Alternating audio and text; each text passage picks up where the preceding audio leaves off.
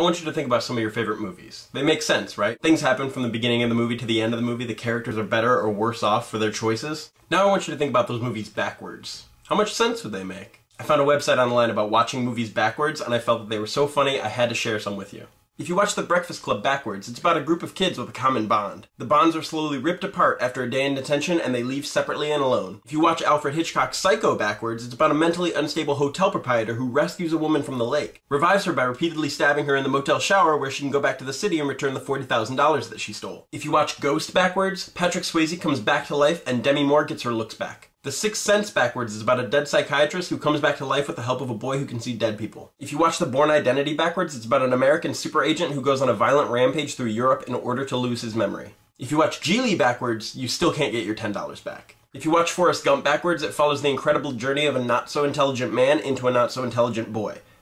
It's like Benjamin Button with a better soundtrack.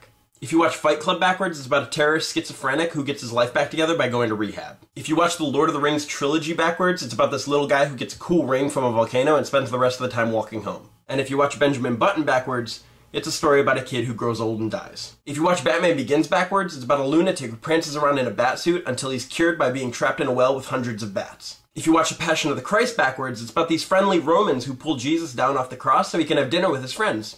If you watch Star Wars Episode 4 backwards, it's about a kid who's bored of space adventures, so he goes to live a simple life on a farm. If you watch the movie Jaws backwards, it's about a shark who keeps throwing up people until they have to open up a beach. If you watch the movie Alien backwards, it's about this large monster who shrinks down and crawls inside this guy's chest to calm down the panicking crew. If you watch Rambo backwards, it's Sylvester Stallone healing people with his magical bullet vacuum. If you watch Pretty Woman backwards, it's about Richard Gere transforming Julia Roberts into a hooker.